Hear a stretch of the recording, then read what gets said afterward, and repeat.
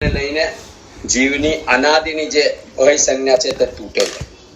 ભય સંજ્ઞા તૂટવાથી જીવના કર્મબંધ ઓછા થતા જાય છે. કારણ કે સંજ્ઞા એ પણ એક કર્મબંધનું કારણ છે. ચાર સંજ્ઞા છે તે કર્મબંધનું જ કારણ છે.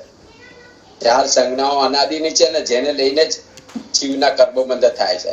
એટલે આ જો 12 ભાવનાઓનું સતત ચિંતન કરવામાં આવે તો જીવનું ભય સંજ્ઞા તૂટી શકે છે. એટલે 12 ભાવનાઓમાં આજે આપણે 7મી અને 8મી આશ્રવ અને સંવર ભાવના પર ચિંતન કરીશું. આશ્રવ, સંવર અને નિજરા ભાવના ત્રણેય કર્મ ને લગતી છે અને કર્મના તત્વજ્ઞાનને લગતી છે. જે આપણે તત્વજ્ઞાન ગયા સ્વાધ્યાયમાં આપણે એના પર ચિંતન કરી ગયા. એટલે આશ્રવ એટલે કર્મને આત્મામાં આવવાના રસ્તા, કર્મ બંધ થવાના રસ્તા, કર્મ બંધ થવાના કારણો, એને આશ્રવ કહેવાય. અને સંવર કર્મબંધને થતા અટકાવવાના ઉપાયો, તેને સંવર કહેવાય. અને નિર્જરા એટલે જે કર્મબંધ થઈ ગયેલા છે, આત્માના પ્રદેશોની સાથે જે કર્મના પૂતગલો જોડાઈ ગયેલા છે, એને આત્માથી છૂટા કરવાની પ્રવૃત્તિ કે ક્રિયા, તેને નિજરા કહેવામાં આવે. એટલે આત્મા શુદ્ધ, બુદ્ધ અને મુક્ત જ છે, પણ તેને કર્મના પરમાણુને લઈને તે અશુદ્ધ થઈ ગયો છે. હવે જો આત્માને શુદ્ધ કરવો હોય તો કર્મના બધા જ પૂતગલોને આત્માથી જુદા કરવા પડે, સંપૂર્ણ મુક્ત કરવો પડે આત્માને કર્મના પૂતગલોથી. એટલે તેની નિર્જરા કરવી પડે. પણ નિર્જરા ત્યારે જ પોસિબલ છે જો તમે સંવરની સાધના કરો. નહીં તો કર્મો આવતા જ રહે અને આ બાજુ તમે નિર્જરા એની કરતા રહો, એટલે આત્મા સંપૂર્ણ શુદ્ધ ન થઈ શકે. એટલે સંવરની સાથે એટલે જેમ પાણીની ટાંકી હોય, પાણીની ટાંકીને સાફ કરવી હોય તો પહેલા આઉટલેટ ખોલતા પહેલા ઇનલેટ બંધ કરવું પડે. એટલે અંદર આવતો કચરો બંધ કરો તો જ બહાર સંપૂર્ણ સાફ થઈ શકે ટાંકી કે આત્મા. એટલે સંવરની સાધના જરૂરી છે. નિજરાની સાધનાની સાથે સંવર, નિજરા કરતા પહેલા સંવર જરૂરી છે જો આત્માને સંપૂર્ણ મુક્ત કરવો હોય તો. પણ સંવરની સાધના ત્યારે જ થઈ શકે જ્યારે આશ્રવના કારણોની ખબર હોય કે આશ્રવ શેના લીધે થાય છે. જે આશ્રવના કારણો શાસ્ત્રમાં મુખ્ય 4 કારણ બતાવ્યા છે. આમ તો ઘણા કારણ છે, મુખ્ય 4 કારણ છે. એ પહેલું મિથ્યાત્વ, બીજું કારણ અવિરતિ, ત્રીજું કસાય, ને ચોથું મન, વચન ને કાયાના યોગ. આ 4 કારણોમાં સૌથી મુખ્ય કારણ મિથ્યાત્વ છે. કારણ કે જીવનું જો મિથ્યાત્વ ટળે તો બાકીના 3 કારણ ઢીલા થઈ શકે, કમજોર થઈ શકે. બીજા 3 કારણ, જો મિથ્યાત્વ ટળે, મિથ્યાત્વ સૌથી મુખ્ય કારણ છે. એટલે જીવને જો સમ્યક્ત્વ થાય તો આ બીજા અવિરતિ, કસાય અને મન, વચન, કાયાના દોષ, યોગ જે કમજોર થઈ શકે, ઢીલા થઈ શકે. એટલે સમ્યક્ત્વ બોલો. કોઈ એક એવી અવસ્થા હોય ખરી કે મિથ્યાત્વ પણ ન હોય અને સમ્યક્ત્વ પણ ન હોય?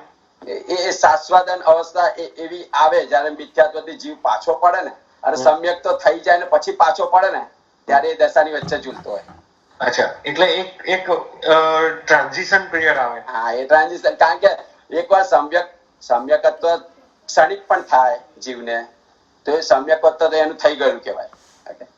એટલે આને આત્માનો સ્વાદ ચાખી લીધો એને. અને આત્માનો સ્વાદ એવો છે કે એકવાર ચાખ્યા પછી જીવને ફરી ત્યાં જવાનું મન થાય. પણ આ બાજુ જીવનું મિથ્યાત્વ પણ જોર કરતું હોય. કારણ કે મિથ્યાત્વ અનાદિનું છે.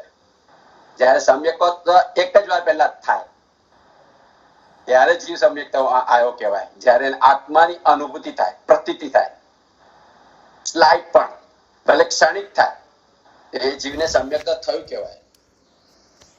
અને એ જીવ પછીથી પાછો પડે ત્યારે શાસ્ત્રાદવનમાં આવે. શાસ્ત્રાદન બીજું ગુણસ્તારક છે. મિથ્યાત્વ પછીનું, એટલે એ મિથ્યાત્વ ને શાસ્ત્રાદવ બેની વચ્ચે ઝૂલ્યા કરે એ જીવ. જે ભૂતકાળ પરાવર્તન કાળનું નક્કી થાય એમાં ત્યાં એમાં જ ઝૂલ્યા કરે, એટલે ઘણી વખત મિથ્યાત્વમાં જાય. એટલે આ સમ્યકત્વ આવે. સમ્યકત્વ એટલે હું, સમ્યકત્વ નો અર્થ સાદો અર્થ છે યથાર્થ દર્શન. સમ્યક દર્શન એટલે સમ્યક એટલે યથાર્થ, યથાર્થ દર્શન, દર્શન એટલે માન્યતા. યથાર્થ મીન્સ જેવું છે તેવું માનવું, વસ્તુ જેવી છે, વસ્તુનું સ્વરૂપ જેવું છે તેવું માનવું. અહીં શાસ્ત્રમાં વસ્તુ બતાવી છે, 6 વસ્તુ બતાવી છે, 6 જે દ્રવ્ય બતાવ્યા છે. જે 6 દ્રવ્યનું અસ્તિત્વ છે, આ જગતનું અસ્તિત્વ એ 6 દ્રવ્યને લઈ છે. જે જીવ છે, ઉદ્ગલ છે, આકાશ છે, ધર્મ છે, અધર્મ છે અને કાળ છે. આ 6 દ્રવ્ય સનાતન છે, એનો કોઈ દિવસ નાશ ન થાય, અવિનાશી છે. અને આ 6 દ્રવ્યને લઈને જ આખું જગત છે. આ 6 દ્રવ્યમાં એની પર્યાય બદલાય પણ એનો નાશ ન થાય, અનાદિ છે, અનાદિ અનંત. આ વિશ્વ એના પર આધારિત છે. એટલે જ્યાં સુધી જીવને આ જીવ અને જગત પ્રત્યેની સાચી માન્યતા ના આવે ત્યાં સુધી સમ્યક ના થયું કહેવાય. આપણે જીવને જગતની ઊંધી માન્યતામાં જીવીએ છીએ. મિથ્યાત્વ એટલે ઊંધી માન્યતા, ઊંધું વર્તન, ઊંધી સમજ. અને સમ્યક્ત્વ એટલે સીધી સમજ, સીધું વર્તન. જે સર્વજ્ઞે જોઈને કહ્યું છે એમના જ્ઞાનમાં કે આ વસ્તુ આ છે, અને વસ્તુનું જે સ્વરૂપ છે તેને તેવું માનવું, એને સમ્યક્ત્વ. એમાં શ્રદ્ધા થવી, એમાં માન્યતા થવી. કારણ કે આપણે જાણીએ છીએ પણ માનતા નથી. માનતા નથી એટલે જાણતા નથી, એવું જ થયું છેલ્લે તો. એટલે આમ બધા બુદ્ધિથી જાણીએ છીએ કે આત્મા અને શરીર જુદા છે, પણ કાયમ શરીરમાં જ ફસાયેલા રહીએ છીએ. અત્યારે જે બધી લોકોને જે અગવડ પડે છે શરીરને પડે છે કે આત્માને પડે છે? આપણે આટલી બધી ચંચળતા છે, મન ઉતર પાતળ થાય છે કે મજા નથી આવતી, તે શેને થાય છે? શરીરને થાય છે કે આત્માને થાય છે? કારણ કે આપણે 24 કલાક આત્મામાં શરીરમાં જોઈએ છે, આત્મામાં જતા જ નહીં. આત્મામાં કદાચ 2-4 આવું સતત ચિંતન ચાલતું હોય તો થોડા ટાઈમ કદાચ જવાય, તો આપણે દેહને ભૂલી નથી શકતા. દેહને પોતાનું માનવું એ સૌથી મોટું મિથ્યાત્વ છે. અને દેહની સાથે જે જોડાયેલા તત્વ છે, જે કુટુંબ છે, આ છે, એ બધાને પોતાનું માનવું એ સૌથી મોટું મિથ્યાત્વ છે. એટલે જીવને જ્યાં સુધી સમ્યક્ત્વ ના આવે ત્યાં સુધી એને કર્મના આશ્રવ સતત ચાલુ જ રહેશે. કારણ કે જો સાચી સમજણ આવે જીવને તો પછી એની આવૃત્તિ પણ અટકી જાય. આવૃત્તિ એટલે આ બીજું કારણ અવૃત્તિ છે. અવૃત્તિ એટલે વૃત્તિ એટલે વિરામ, પાપના રસ્તેથી અટકવું, હિંસાના રસ્તેથી અટકવું એને વૃત્તિ કહેવાય. પણ આપણે અવૃત્તિમાં જીવીએ છીએ. 24 કલાક આપણી હિંસા ચાલુ છે, 24 કલાક આપણું પાપ ચાલુ છે, કારણ કે આપણને મિથ્યાત્વ છે. એટલે જીવનું જ્યાં સુધી મિથ્યાત્વ ઢીલું ના પડે, ટળે નહીં, ત્યાં સુધી એના કર્મનું આવરણ સતત, કર્મનો આશ્રય સતત ચાલુ રહે. એટલે આ અવૃત્તિ પણ 12 પ્રકારની બતાવી છે. અવૃત્તિ શાસ્ત્રમાં 12 પ્રકારની બચાય છે. 5 આપણી ઇન્દ્રિયોથી થતા પાપ: સ્પર્શેન્દ્રિય, રસેન્દ્રિય, સ્વાદેન્દ્રિય, ઘાણેન્દ્રિય અને કર્ણેન્દ્રિય અને ચક્ષુરેન્દ્રિય. એટલે 5 ઇન્દ્રિય અને 6ઠું મન. આ સતત કર્મનો બંધ ચાલુ રહે છે, એને અવૃત્તિ કહેવાય. અને બીજા 6 સટકાય જીવોની હિંસા: પૃથ્વીકાય, અપકાય, વાયકાય, દેવકાય, વનસ્પતિકાય અને ત્રસકાય. જીવોની સતત હિંસા આપણે ચાલુ રહે છે. આ 12 રીતે અવૃત્તિ ચાલુ રહે છે.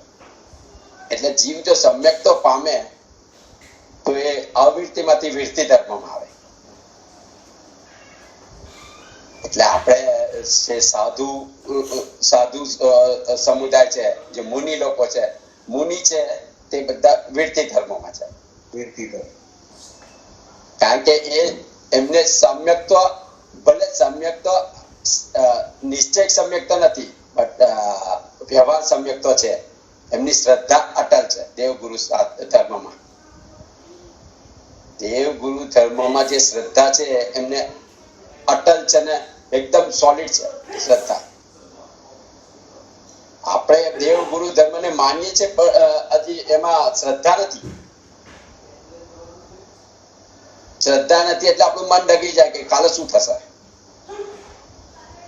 જે દેવની આપણે શ્રદ્ધા કરીએ છીએ એ દેવે જે કીધેલું છે એ જ ગુરુ આપણને સમજાવે છે, અને ગુરુએ જે સમજાવ્યું છે એ બધું શાસ્ત્રોમાં લખેલું છે. તો ત્રણેયની શ્રદ્ધા થવી જોઈએ ને.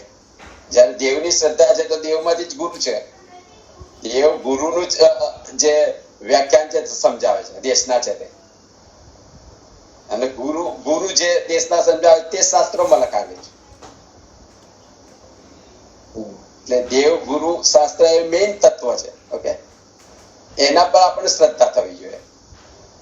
વ્યવહાર શ્રદ્ધા પહેલા આવે, વ્યવહાર સમ્યક દર્શન, પછી નિશ્ચય થાય. એટલે આ સાધુ મુનિ જે માર્ગ પર છે તે સર્વવિરતિધર, એટલે સર્વવિરતિધર કહેવાય છે. કે આ 12 પ્રકારની અવિરતિથી એ લોકો દૂર છે. એ લોકોએ એનું પ્રતિજ્ઞા લીધેલી છે. બધા પ્રકારના પાપો નહીં કરવાની પ્રતિજ્ઞા લીધી છે. એટલે જીવ જયારે સમ્યક્તમાં આવે ને ત્યારે હિંસાનું પણ એને જ્ઞાન થાય કે આ શેનાથી હિંસા થાય છે જો સમ્યક દર્શન પામે તો. કારણ કે સમ્યક દર્શન પામવાથી એને પોતાનો આત્માનો અનુભવ થાય છે, અને પોતાનો આત્મા જેવો છે એવો બીજા બધા જીવોનો આત્મા છે. પછી એ બીજા જીવોને તકલીફ આપતો અટકી જાય છે. એટલે અને આપણે શ્રાવક છે એટલે જો શ્રાવકમાં પણ આપણને કીધું છે કે શ્રાવક ક્યારે કહેવાય? જે દેશ વીરતી હોય તેને. આપણે 12 પ્રકારની અવિરતિથી અટકી નથી શકતા. કારણ કે આપણે રસોઈ કરવી હોય, એસી ચલાવવું હોય, પંખા ચલાવવા હોય, આ ચલાવવા હોય, એટલે આ સટકાઈ જીવોની હિંસાને રોકી નથી શકતા, પણ આપણે આપણી ઇન્દ્રિયોને મનને કંટ્રોલ કરી શકીએ. એનાથી થતા પાપોને આપણે રોકી શકીએ. એના માટે શ્રાવકનો જે ધર્મ બતાવે છે ભગવાન, એ 12 પ્રકારના શ્રાવકનો વ્રત છે ને, એમાં જીવ પ્રતિજ્ઞા કરીને જો જીવે એના પ્રમાણે તો જીવ અવિરતિમાંથી આ 6 અવિરતિને અટકાવી શકે. અને બીજી 6 માં પણ ચેરણા કરીને ઓછું પાપ કરી શકે, ઓછા કર્મનો બંધ કરી શકે. એટલે આપણે કર્મ બંધ સતત ચાલુ જ છે. એટલે જીવને જો મિથ્યાત્વ દૂર જાય એની અવિરતિ પણ દૂર થાય. એવા કસાય પણ અવિરતિને લઈને આ મિથ્યાત્વને લઈને જ થાય છે. ખોટી સમજણને લીધે જ આપણને ગુસ્સો આવે છે, માન થાય છે, લોભ થાય છે. કારણ કે આપણે જગતની જે માન્યતા છે આપણા માટે જૂઠી છે. જીવની માન્યતા જૂઠી છે. એને લઈને જ આ માન વચન કાયના યોગ પણ એને લઈને જ થાય છે. એટલે જીવનું જો મિથ્યાત્વ ટળે એકવાર અને સમ્યક તો આવે તો જીવના આ કર્મ બંધો મન થઈ જાય અને જીવનો મોક્ષ માર્ગ નક્કી થાય. કર્મ બંધ મન થાય. કારણ સમ્યક તો આવ્યા પછી તમને જીવની શ્રદ્ધા થવા મળે, આત્માની શ્રદ્ધા થાય, દેવગુરુ શાસ્ત્રની શ્રદ્ધા થાય, માર્ગની શ્રદ્ધા થાય. એટલે કર્મ બંધ થતો જીવનો મન પડી જાય અને એનો મોક્ષ માર્ગ નક્કી થઈ જાય. અને જીવનો મોક્ષ એકવાર સમ્યક દર્શન થાય એટલે જીવ અર્ધ પૂતગલ પરાવર્તન કાળમાં આવી જાય. એ સમય પણ ઘણો બધો મોટો છે, જેમાં અસંખ્ય કાળચક્ર કીધા છે. એક કાળચક્ર એટલે એક અવસરણી અર્ધસર્પિણી કાળ અને એક ઉત્સર્પિણી કાળ. જે કાળ તેને 20 કરોડા કરોડી સાગરો પમનો થાય. કેટલા બિલિયન યર્સ થઈ જાય એને એક કાળચક્ર કહેવાય. હવે અસંખ્ય કાળચક્ર હજી અર્ધપૂતગલ પરાવર્તન કાળમાં પણ રહે છે. એટલે પૂતગલ પરાવર્તન કોને કહેવાય છે? પૂતગલ આપણો જીવ અનંત પૂતગલ પરાવર્તન કાળથી આ સંસારમાં છે. અનંત પૂતગલ એટલે કેટલા બિલિયન્સ ઓફ યર્સથી છે. એટલે એક પૂતગલ પરાવર્તન કાળ એને કહેવાય કે જ્યારે આ જગતના સર્વે પૂતગલોને આપણા જીવે ભક્ષણ કર્યું હોય, ગ્રહણ કર્યું હોય. સર્વે પૂતગલ એટલે આખા જે સંસારમાં જેટલા છે તે જે આખું આકાશ દ્રવ્ય છે ને આકાશમાં લોકાકાશ છે ને લોકાકાશમાં આપણું જૈન વિશ્વ બતાવવામાં આવ્યું છે. જૈન વિશ્વમાં શું છે? 7 નરક છે નીચે અધોલોકમાં. 7 નરક, એના ઉપર પવનપતિ દેવ છે, એના ઉપર આ આપણો મધ્યકાળ જ્યાં આપણે મધ્યકાળ કહેવાય છે. મધ્યલોક જેમાં આપણા જેવા તો આપણે જે દેશો ગણીએ છીએ એ નહીં, એનાથી ઘણું મોટું છે. કેટલા દ્વીપ છે. આપણે તો ખાલી જંબુ દ્વીપ પર આટલા જ દેખાય છે આપણને. જંબુ દ્વીપ પર પણ આપણા સિવાય બીજા કેટલા બધા મનુષ્ય છે. એવા અસંખ્ય દ્વીપ છે અને અસંખ્ય સમુદ્રો પણ છે. અને આ બધી જગ્યાએ પૂતગલ તો છે જ, જીવ પણ છે. સમુદ્રમાં જીવ છે, નરકમાં જીવ છે, નરકની બહાર પણ જીવ છે. બધી જગ્યાએ આપણો જીવ જઈ આવેલો છે. એટલે આ મધ્યલોકમાં આટલું બધું છે. પછી ઉર્ધ્વલોકમાં પણ જ્યોતિષી દેવ, આ સૂર્ય, ચંદ્ર, ગ્રહ, નક્ષત્ર, તારા, એ જ્યોતિષલોક કહેવાય છે. એના ઉપર સ્વર્ગલોક છે. એ 12 દેવલોક છે. નયનભાઈ, આપણી લાઇબ્રેરીમાં આ બુક છે. લાસ્ટ ટાઈમ હું પાલિતાણા ગયો હતો ને લાસ્ટ યર, તો જંબુદ્વીપ ના સોસાયટી ત્યાં જે મેનેજ કરે છે એમણે આપી છે. તો આપણી જૈન અહીંયા સિંગાપુર લાઇબ્રેરીમાં પણ સેમ કોપી છે જે તમે કહો છો ને એ બધું આ જ્યોગ્રાફી બુક. હા, એમણે બતાવ્યું છે. એક આગમ પણ છે જંબુદ્વીપ. જંબુદ્વીપ શું છે એ નામનો આગમ છે. એ આગમમાં આ બધું સમજાયેલું છે. એટલે આ 12 દેવલોક છે ને એના ઉપર 9 ગ્રેવયાર્ડ છે, એના ઉપર 5 અનુત્તર વિમાન છે ને એના ઉપર સિદ્ધશિલા છે. પણ સિદ્ધશિલા પર એટલા સિદ્ધ જ નથી.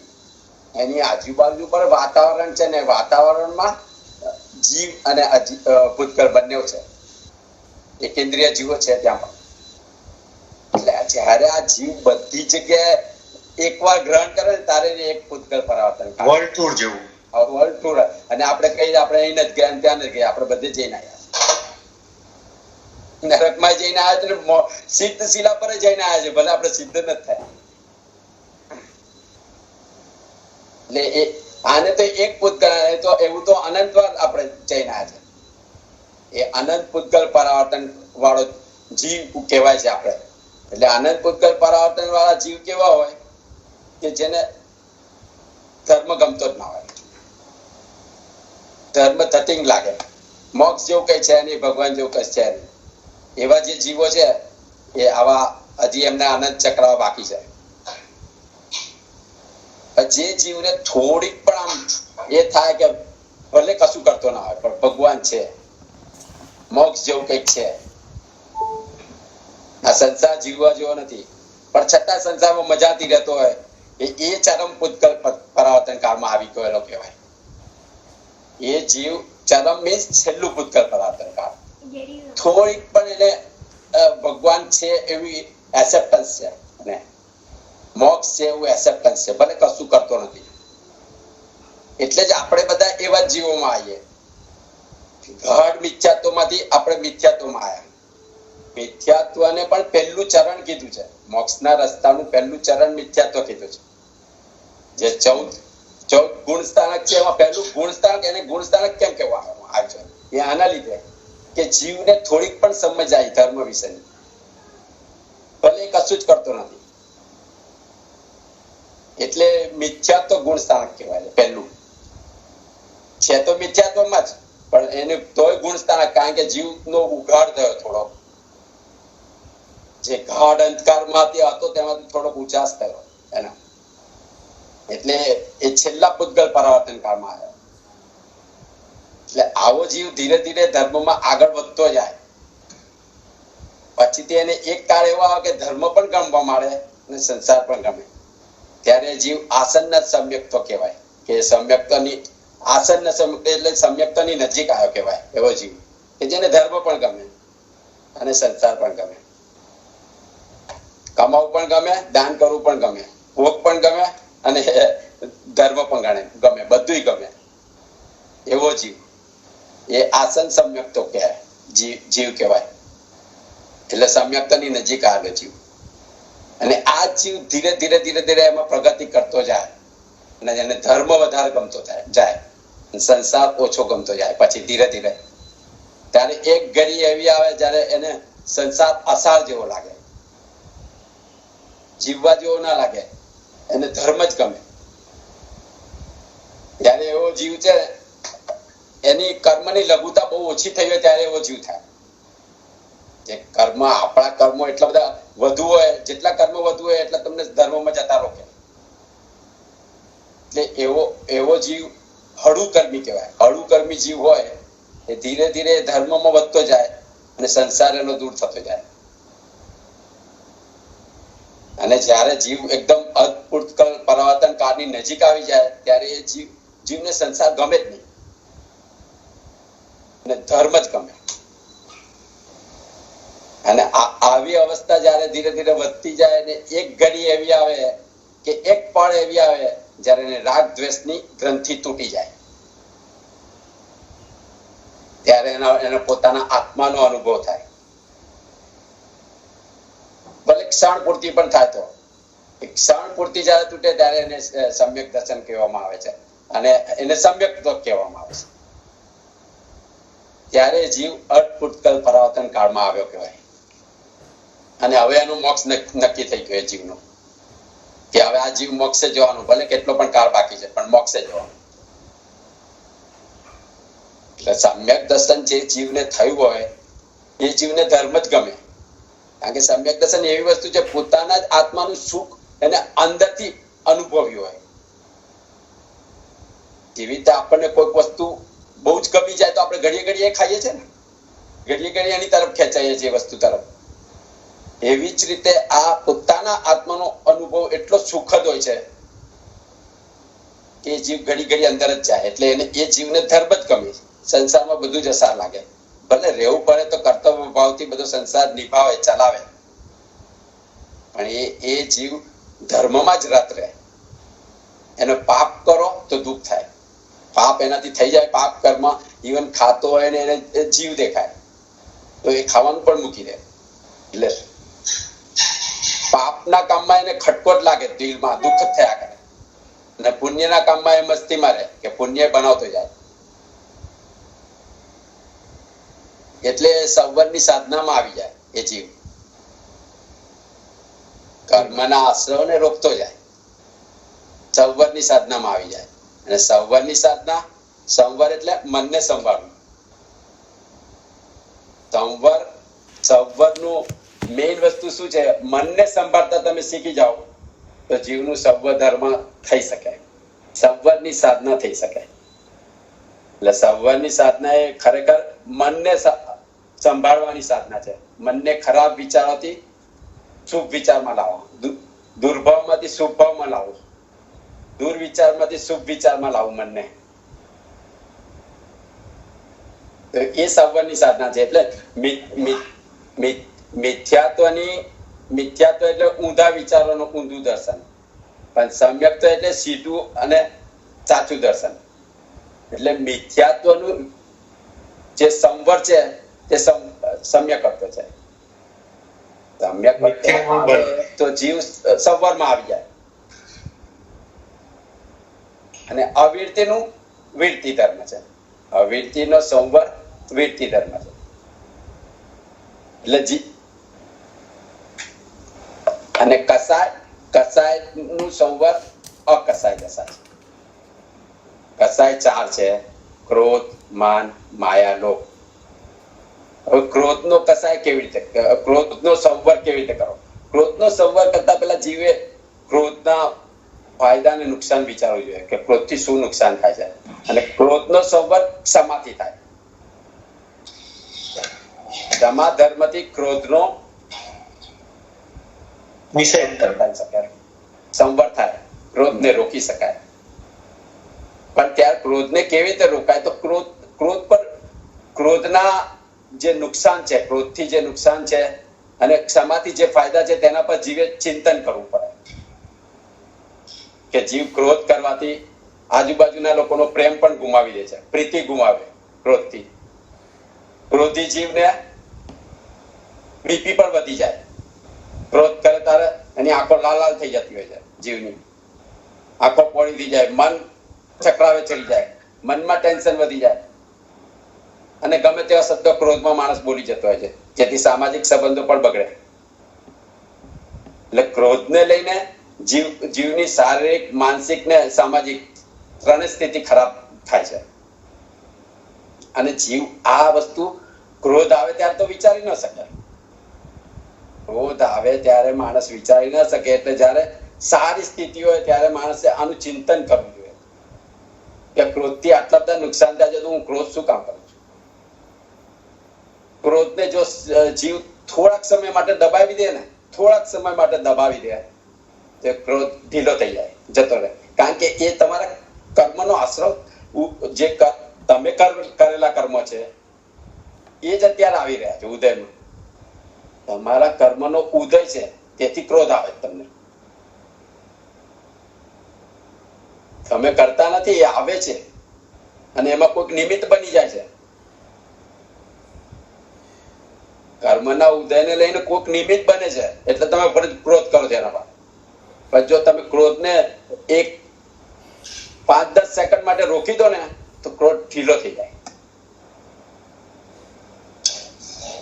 તમારા ઘરમાં છોકરો તોફાન કરતો હોય અને કાંઈક તોડે અને તમને જો ક્રોધ આવે તે જો તમે મન રોકી દો 2 મિનિટ પછી, તો ક્રોધ પછીથી ભલે તમારો આવશે ક્રોધ, પણ પછી હાવ મંદ થઈને આવશે.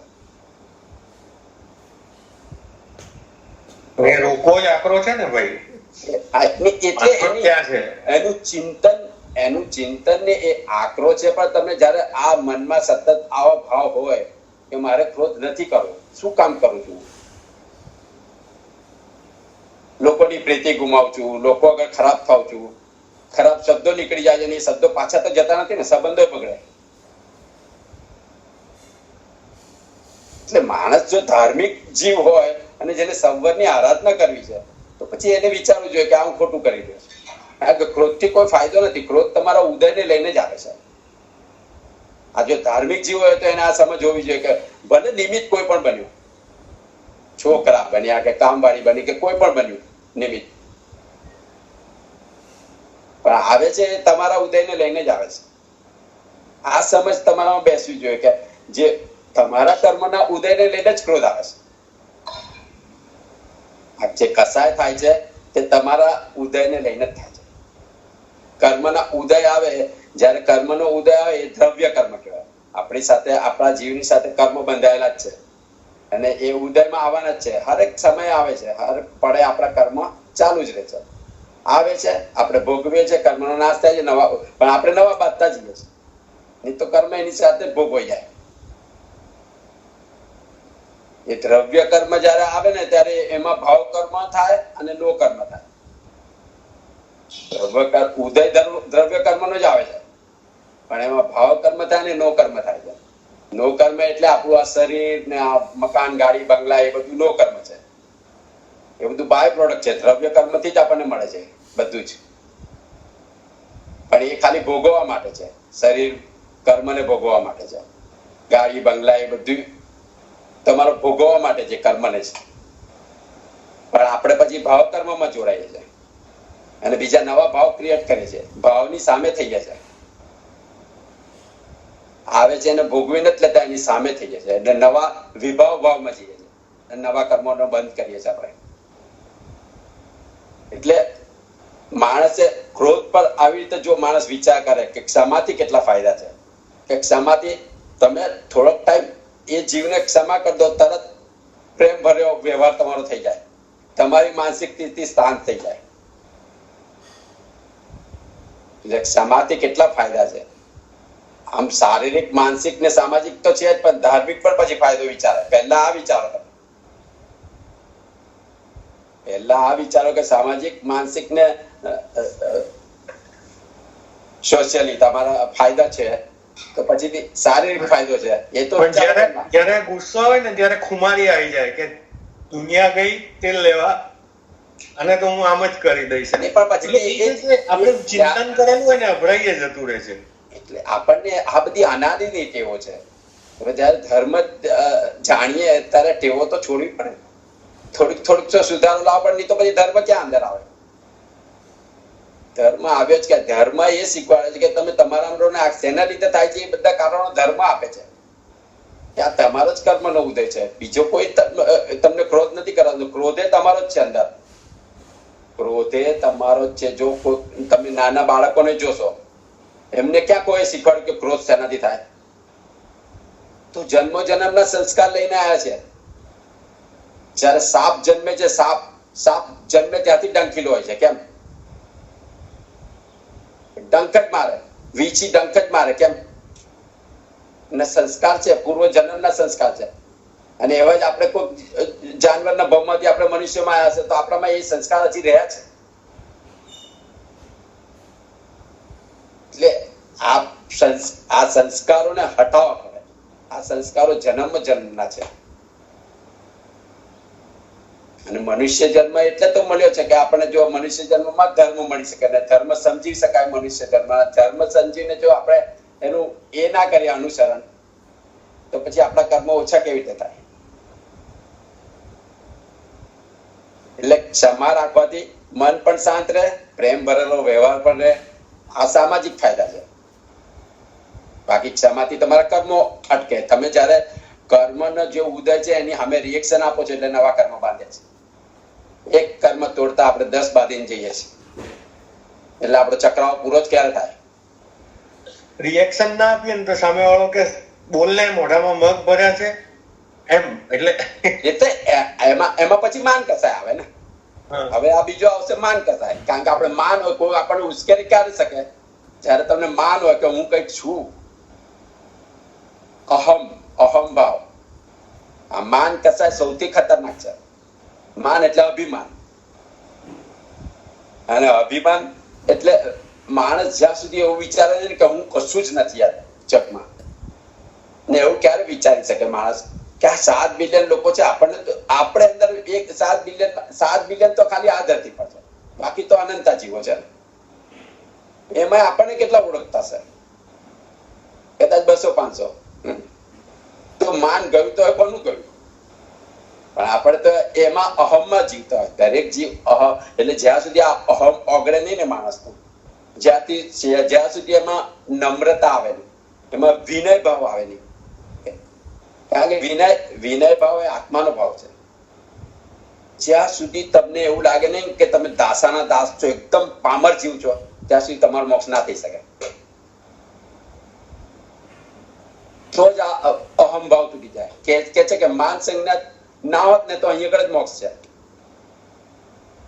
જીવને જો માન આને સંજ્ઞા જ કહેવાય છે. આ 4 કસાયોને પણ સંજ્ઞામાં જ ગણી છે. ક્રોધ, માન, માયા, અનાદિના જ છે. એટલે જો જીવને માન ના હોત ને તો અહીંયા આગળ જ મોક્ષ થઈ જાય જીવનો. એટલે માન કસાયથી બચવું હોય તો જીવે પોતાનો અહમ ઓગાળવો જ પડે. એને સમજવું પડે કે હું કાંઈ જ નથી. કારણ કે માન કસાવે ને ત્યાં સુધી વિનય આવે નહીં, અને વિનય વિના વિદ્યા ના આવે. વિદ્યા વિના સંકેત ના થાય, અને સંકેત વિના મોક્ષ ના થાય. હવે મોક્ષના રસ્તે ચડી જ ન શકો. એટલે માન કસાય તમારો તૂટવો જ જોઈએ. એ તમારી નમ્રતા કે વિનય ભાવથી જ તૂટી શકે. તમારામાં વિનય ગુણ પ્રગટ થવો જોઈએ. અને એ પ્રગટ ક્યારે થાય? તમે આમ સમજો કે હું કાંઈ જ નથી, હું કાંઈ જ નથી આ દુનિયામાં. કારણ કે આ અભિમાની માણસને છે ને ક્યાંય શાંતિ હોતી નથી. કોઈ પૂછે તો તકલીફ, ના પૂછે તો તકલીફ. હમણાં તમે કીધું ને મૌન રહે તો તકલીફ. ઓકે, મૌન કોકે બોલ્યું નથી ને કોઈ તમે ઉકળા નથી પાછા. કારણ કે તરત અહમ જાગે કે હું પણ કઈક છું. તમે તરત જ તરત શરીર ભાવમાં આવી જાઓ, આત્મા ભાવમાંથી. માન કસાય તો મુનિઓને નથી છોડતા, એટલે તો મુનિઓ આગળ નથી વધી શકતા. સૂક્ષ્મ તો સૂક્ષ્મ માન કસાય એમને નથી છોડતો કે મારું સમય થવું જોઈએ, મારું આમ થવું જોઈએ. આ શું છે? માન કસાય છે. ભલે ધર્મમાં ગમે તેટલા, પણ આ કસાય એમને રોકી રાખે છે. એટલે અભિમાની માણસને પર્વત જેવો જડ કહ્યો છે. એક કવિએ તો ત્યાં સુધી કહ્યું છે કે ઝુકતા વહી હૈ जिसमें जान है, અકડતા તો મુર્દે કી પહેચાન હૈ. આવું કવિઓએ લખેલું છે. આ તો સંસારની વાત છે, તો એમાં લખેલું છે ને. એટલે જ્યાં સુધી કસાય માણસના મંદ ના થાય ને, ત્યાં સુધી માણસને સમ્યક્તાની નજીક પણ ન જઈ શકે માણસ. કસાયની ઉપશાંતતા માત્ર મોક્ષ અભિલાષ. હવે ખેદ પ્રાણી દયા ત્યાં આત્મા નિવાસ. એટલે આત્માનો નિવાસ ત્યાં જ થાય. કસાય જ્યાં સુધી જીવના મંદ ના પડે ત્યાં સુધી જીવ ભલે મોક્ષની વાત કરતો હોય, જઈ ના શકે ને સમ્યક તો જ ન થાય. પેલા રાગ દ્વેષની ગ્રંથિ શું છે? રાગ દ્વેષ આપણા કસાય જ છે ને. એટલે માનને અટકાવવા જીવે નમ્ર બનવું પડે, જીવનમાં નમ્રતા લાવવી પડે, વિનય ભાવને પ્રગટ કરવો પડે, જે આત્માનો ગુણ છે. પછી માયા. માયા એટલે કપટ. એટલે માયાને છોડવા માટે જીવે સરળ બનવું પડે. જીવમાં સરળતા આવી જોઈએ. કારણ કે એના માયા પર વિચારું કે માયાવી માણસનો કોઈ મિત્ર ના હોય. કારણ કે માયાવી માણસનું છે ને મગજ વિકૃત હોય, એના મનમાં પણ અશાંતિ જ હોય, અને માયાવી માણસ જીવનમાં સફળ ન થઈ શકે. એટલે જીવનમાં જો જીવે સફળ થવું હોય તો માયાને છોડવી પડે. માયાનો સંવર સરળતાથી થાય. જીવ સરળ રહે તેને શાંતિથી ઊંઘ પણ આવી જાય. માયાવી જો જીવને કેવું આજે અહીં જૂઠ બોલ્યો તો કાલે ત્યાં આગળ શું બોલીશું એ સતત વિચાર જ કરે, એટલે મગજ શાંત હોય નહીં. માયાવી જીવ માયા કરતો જ રહે. એટલે કપટને છોડવા માટે સરળ બનવાની સંવરની સાધના એ सरल बनवानी साधना है. माया का मतलब यही हुआ ना कि मैं दूसरे से अच्छा दिखूं. कनिंगनेस, લુચ્ચાઈ, બધી જીવ અંદર રોજે પ્રપંચ નથી કર્યા કરતો કે આજે આને પણ એટલે એનો મૂળભૂત હેતુ તો એ જ હોય ને કે બીજા કરતા સારા દેખાવું. હા, એટલે પણ એ શાંતિથી ન સુઈ શકે એ જીવ. એ જીવ શાંતિથી સુઈ ના શકે કારણ કે મગજમાં એના એ જ વિચારો ચાલતા હોય, બીજાને કઈ રીતે પાડી દે. માયાનું સંવર સરળતા છે. જીવનમાં સરળતા લાવવી પડે તો માયાથી છૂટાય. અને પછી આ બધા લોભ કસાય. લોભ એટલે સ્વાર્થ. કારણ કે लोभने માટે मानस गमे ते करवा तैयार है. ये माया कम करने के लिए कुछ स्टेप्स बताए गए हैं क्या? यही सोचो, माया का कोई मित्र, मायावी आदमी का कोई मित्र नहीं होता है, क्योंकि जो माया में डूबा रहता है ना, तो नहीं जैसे ये को भी थोड़े टाइम पे पता चलता जाता है, इससे दूर रहो. नहीं कहने का मतलब है कि हर आदमी जो है वो ये मतलब उसकी चाहत होती है कि वो दूसरे से बढ़िया रहे. ये नेचुरल व्यवहार है, राइट? और अगर आपने कहा कि अगर आत्मा को निर्मल बनाना है तो उसके लिए बनाना पड़ेगा, सरलता लानी पड़ेगी जीवन में. तो अगर अपने मन में वो है कि भाई मुझे बढ़िया काम करना है, अच्छा करना है, उसके अंदर माया को कम करने के लिए क्या करना चाहिए? कुछ स्टेप्स बताए. आपको पता होना चाहिए कि माया करने की क्या जरूरत है. माया करने से अगर हमारा मन में शांति नहीं रहती है, पहली बात. आपको मालूम ही नहीं होगा ना जीव का कि माया करनी है, पर उसको जैसे लोभ को घटाने के लिए संतोष लाना है धीरे धीरे धीरे करके, वैसे माया को घटाने के लिए क्या करना है? क्योंकि माया पहचान में भी नहीं आती है कभी कभी. लेकिन जीव को पता, जीव को पता होता है कि वो क्या करता है. मैंने यहाँ पे माया की है. जब हम कनिंगनेस करते हैं हमको पता होता है. कनिंगनेस अलग है, वही माया है. माया जाल क्या है? माया जाल एक चीज बोलने की, फिर दूसरी चीज ऐसे बोलने की कि दूसरा आदमी वैसे ही गिर जाए। दूसरे को फंसाने के लिए हम माया करते हैं। तो माया का खाली नेगेटिव वर्ड ही होता है कि जैसे अपन कहते हैं कि बिना कनिंगनेस के अगर अपन ने कुछ काम किया, बढ़िया किया, हाँ मुझे काम बढ़िया करना है, वो माया कहलाएगा कि नहीं कहलाएगा? नहीं, वो कैसे कहलाएगा जब आपका उसमें वो नहीं है कि हमको दूसरे को गिराना है, दूसरे की अच्छा काम करके आगे बढ़ना दूसरे की है। लाइन को छोटा करने की भावना जो होती है ना, अच्छा, सिर्फ वही है। दूसरे को फंसाना, दूसरे के पीछे बोलना, माया कहते हैं।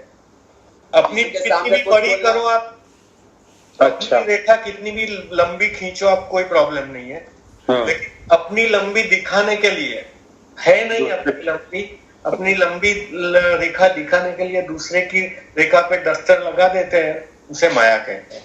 ठीक है, अंडरस्टूड। आपको आगे बढ़ने से कोई नहीं रोक सकता। अगर आपके कर्म में है आगे बढ़ना तो बढ़ोगे ही, सरलता से भी बढ़ोगे। फिर माया करने की क्या जरूरत है? दूसरों को गिरा के आपको ऊपर जाने की क्या जरूरत है? आप जाने वाले हो तो जाएंगे ही। या गॉट इट। बाद में लोभ आता है। लोभ मीन्स स्वार्थ, और स्वार्थ के लिए आदमी कुछ भी करता है। इसलिए वो कहते हैं कि क्रोध से प्रीति का नाश होता है, मान से विनय गुण का नाश होता है। आत्मा का जो विनय गुण है उसका नाश होता है। माया से मित्रों का नाश होता है। मायावी आदमी का मित्र ज्यादा दिन नहीं टिकते हैं। और लोभ इन तीनों चीजों का नाश कर देती है। लोभ से प्रीति का भी नाश होता है, आदमी प्रीति भी गुमा देता है, लोभी आदमी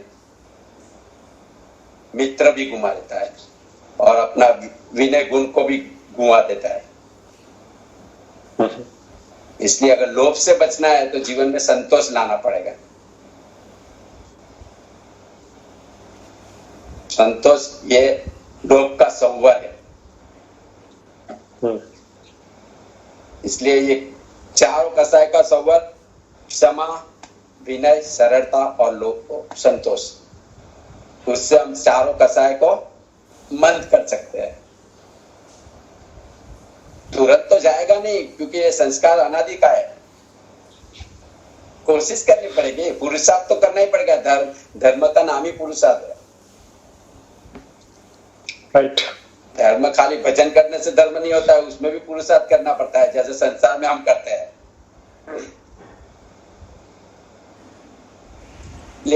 अभी चौथा कारण है मन वचन काया के योग। इस मन वचन काया के योग से कर्म बंद होता है।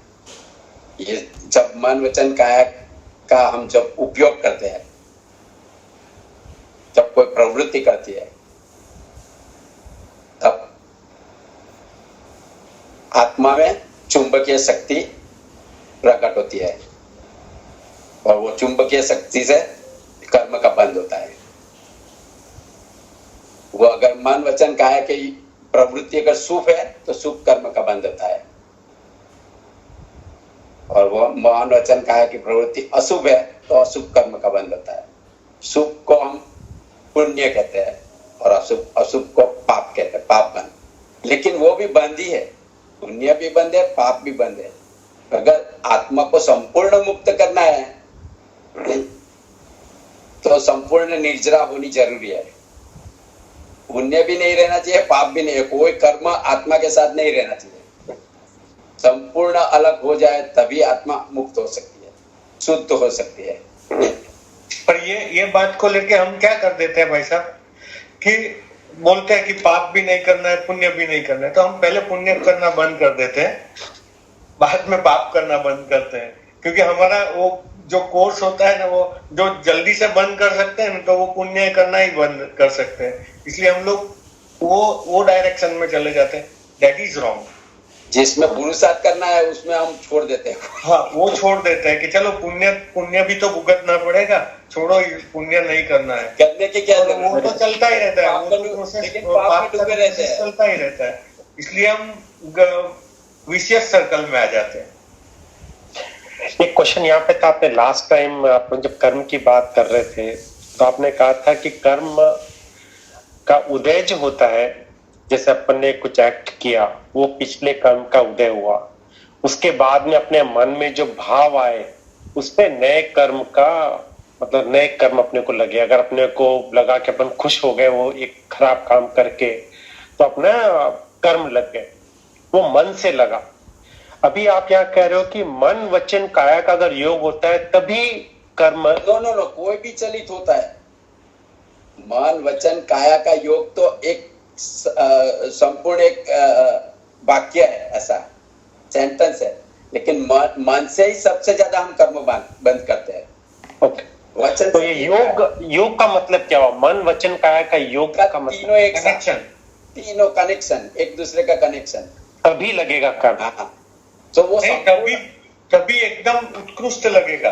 मन वचन और काया तीनों का संयोग से जो कर्म बनेगा ना, वो निकाचित पाप कर्म हो या पुण्य कर्म हो, वो वेरी स्ट्रांग होता है। खाली मन से भी अपन बांध सकते हैं, खाली वचन से भी बांध सकते हैं, और खाली कर्म से भी बांध सकते हैं। लेकिन कुछ पाप ऐसे होते हैं कि जो आप कर्म से करने जाओगे ना तो कोई आपको पीटेगा।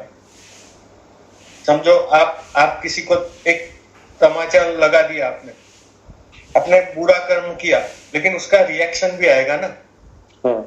जो मन से करोगे उसमें तो कोई रिएक्शन आने वाला नहीं है, उसके ऊपर तो आपका ही काबू है, आप कितना भी पीटो उसको मन में। इसलिए हम क्या सबसे ज्यादा पाप मन में करते हैं। वचन से करेंगे तो अपनी प्रतिष्ठा भी गंवाते हैं, हम गाली गलौज कर लेते हैं किसी के साथ, तो वचन से भी कम ही होता है। तो उसके लिए अपना कंट्रोल रखना पड़ता है। परिस्थिति देख के अपन करते हैं। वो जो निर्बल आदमी है सामने, तो अपन चढ़ भी जाते हैं मस्ती से, और अगर वो स्ट्रांग है तो अपन सिमट के बैठ जाते हैं, हम दबा देते हैं। तो वचन और काया का योग करने में देर लगती है कोई भी काम, पर मन से तो अपन उसको पीट भी सकते हैं, मार भी सकते हैं, खत्म भी कर सकते हैं। मतलब, और जब ये तीनों का संयोग हो जाता है, कभी ऐसी परिस्थिति आ गई गाली बोलते बोलते उसको पीट लिया और मन में भी उसके लिए दुर्भाव चला, तो तीनों का संयोग जब हो जाता है ना तो बहुत स्ट्रांग हो जाता है। आपका जो कर्म बंद होता है बहुत और हर इंडिविजुअल थिंग भी कर्म तो बांधती ही है। अंडरस्टूड। काया से किया हुआ भी कर्म तो बांधता है, मन से किया हुआ कर्म बांधता है, वचन से किया हुआ। पर त्रियोग जो जब हो जाता है ना, तीनों का योग, तो बहुत ही ज्यादा स्ट्रांग हो जाता है। उसको फिर कभी निकाचित की अवस्था में भी आ जाते हैं कि भाई उसको भुगतना पड़े। अब गॉट इट, ये बात है। ये मन वचन काया के योग का शास्त्र में संवर बताया है गुप्ति। गुप्ति मीन्स एकदम संपूर्ण शांत कर देना मन वचन और काया को, लेकिन वो इस काल में पॉसिबल नहीं है। मैं गुप्ति समझाता हूँ, स्थिर नहीं रह सकते हैं। गुप्ति के लिए थोड़ा समझाता हूँ कि साधु जो होता है ना, मन गुप्ति, वचन गुप्ति, काय गुप्ति और पांच समिति, क्रिया समिति, हल्के चलते ध्यान रखना, भाषा समिति, बोलने में विवेक रखना, तृष्णा समिति, इच्छा रखने में मर्यादा रखना। तो वो जो है ना गुप्ति मतलब उसको लिमिटाइज करना। साधु को पूरी पचखान दिया जाता है कि इसको अपने को लिमिट में लाना है, तो ये अपन कर ही नहीं सकते, निषिद्ध है साधु के लिए। समझो, हम औसत लेते हैं, हम सामायिक लेके बैठते हैं, तो हमारे लिए वो सारी गुप्तियां जरूरी है कि हम सामायिक लेके बैठेंगे, किसी से कोई झगड़ा नहीं करेंगे, किसी से कोई गाली गलौज नहीं होगा, तो अपनी वचन गुप्ति आ गई। अपन औसत लेके बैठे हैं, औसत मालूम है ना आपको, एक दिन साधु का जीवन जीते हैं, तो उस समय हम लोग ये पाप के व्यापार से दूर निकलते हैं। तो उस टाइम अपना एक पचखान सा हो जाता है कि मन गुप्ति, वचन गुप्ति, काय गुप्ति, वो सबको हम लिमिट में ला देते हैं। वैसे नॉर्मल लाइफ में तो अपना वो अनलिमिटेड है, उसका कोई आया तो आया, पर आया तो किसी भी हद तक आ सकता है। मतलब वो सोच है नहीं कि रेस्ट्रिक्ट करना है। जब हम वीरती लेते हैं, जब साधु बनते हैं, श्रावक बनते हैं, या अपन औषध में है, सामायिक में है, तो उसका एक कंट्रोल आता है, उसे गुप्ति कहते हैं। गुप्ति मतलब उसको सिमटना, एक मर्यादा तक सिमटना, संपूर्ण शांत कर देना, लेकिन ये पॉसिबल नहीं है। मतलब जो मर्यादा में रहता है, मैक्स कैपेसिटी है वहां तक सिमटना चीज को, इसे गुप्ति कहते हैं। इसलिए हम बोलचाल की भाषा में उसे सिमट लेना कहते हैं, कि अंदर ही सिमट लेना अपनी जो भावनाएं हैं उसको, उसे गुप्ति कहते हैं। और किसी भी जब औषध वगैरह लेते हैं और अपन बाहर जाते हैं किसी काम की वजह से, पहले के जमाने में तो टॉयलेट बाथरूम के लिए भी बाहर जाना पड़ता था, समझो छोटे गांवों में, तो वो जो अपना आना जाना, वो सब चीज में जो पाप लगता था, उसको आके माफी मांगते थे कि भाई क्रिया समिति, भाषा समिति, अष्टा समिति, आदान वर्ण मत निखिवना समिति, पारिष्ठापनिका समिति, मन गुप्ति, वचन गुप्ति, काय गुप्ति, वो जो जिसका भी हमने अनादर किया है, जिसमें भी हमने विराधना की है, वो सबका प्रायश्चित बाहर जाके आने पर करना ही पड़ता है साधु को और औषध लेने वाले को। ये साधु के धर्मों में वो एक अपना व्रत हो गया सिमटने का, इसे गुप्ति कहते हैं। ये साधु के धर्म में इसको अष्ट प्रवचन माता बोला है। हाँ। ये 5 समिति और 3 गुप्ति, उनको करना जरूरी है। उसके बिना साधुता नहीं आती, उसके बिना आपका औषध नहीं होता है। तो वो चीज अपन डे टू डे में भी अप्लाई कर सकते हैं, मोटे मोटे रूप से अप्लाई कर सकते हैं कि अपने को नहीं बोलना है, ऐसे नहीं बोलना है, ऐसे नहीं बिहेव करना है, ऐसे नहीं करना है। इसलिए हमको समिति में रहना है, हाँ। मन वचन और काया की समिति में, क्योंकि गुप्ति हम संपूर्ण शांत हो नहीं सकते। करेक्ट। संपूर्ण स्थिरता हमारी आ नहीं सकती, काया सब में बैठ नहीं सकते। इसलिए हमको इसका संवर के लिए, मन वचन काया के योग के संवर के लिए समिति बताइए। समिति में पूरी सोच से बचो, जरूरी नहीं है ऐसे विचारों से बचो, ऐसे वचन से बचो, ऐसे कार्य से बचो। मन की समिति क्या बोलती है? बुरे विचार मत करो, अगर करना है तो अच्छे विचार करो। फिर वचन की समिति क्या बोलती है? वचन की समिति कहती है कि मौन ही श्रेष्ठ है, लेकिन अगर बोलना ही है तो अच्छा बोलो, किसी की बुराई मत करो, निंदा मत करो, प्रभु की भक्ति करो, प्रभु के वचन बोलो। और काया की समिति में काया का उपयोग भी साधना के लिए करो, जितना बने उतना, किसी की सेवा के लिए करो, किसी की मदद के लिए करो, अच्छे काम के लिए करो। तो इसी तरह से हम हमारा समिति कर सकते हैं मन वचन और काया की, हमको हमारे कंट्रोल में रख सकते हैं, जिससे कर्म का बंध कम हो सकता है या शुभ हो सकता है। होए तो भी शुभ होता है। शुभ कर्म जरूरी है हमारे लिए। अभी हम वो दशा में नहीं है जब सब कर्म छोड़ दें। अशुभ में से शुभ में आना जरूरी है। पहले शुभ कर्म एक अवस्था तक अपने को कमाना जरूरी है, पुण्य भी। एक ऐसी अवस्था आ जाती है तो फिर सोते सोते भी आपके पैसे बढ़ते, मतलब जो हम अमीर लोगों की बात करते हैं तो वो उनका तो अभी ब्याज का ब्याज आता है, उनका इन्वेस्टमेंट का आता है, उसका आता है, इसका आता है, तो फिर वो सो भी जाए ना तो भी उसके आते ही रहते हैं। ऐसे पुण्य कर्म ऐसे भी आ सकते हैं कि भाई चलो अपन भूल गए, चूक गए, तो भी अपना पुण्य चालू है। ऐसी अवस्था में साधु आ जाता है, समझो। हम नहीं आते। साधु कभी चूक जाता है तो भी उसने जो प्रतिज्ञा की है उससे उसका पुण्यबंध चालू ही है। हम ऐसी अवस्था में नहीं है, इसलिए हमें तो दिन रात मेहनत करके कमाना पड़ेगा, एक एक पाई जोड़नी पड़ेगी। शुभ कर्म से शुभ कर्म मंगाओ, शुभ कर्म बढ़ाओ। हमें 2 चीज का ख्याल रखना पड़ेगा। एक तो अथाक मेहनत करके पाई जोड़नी है, और अपना कमाया हुआ कोई लेके चला ना जाए। दो चीजों का ध्यान रखना पड़ता है ना संसार में भी। इसी तरह धर्मों में भी है, अपन ने जो थोड़ा थोड़ा अचीव किया है वो कोई एक छोटी सी बात में छीन ना जाए।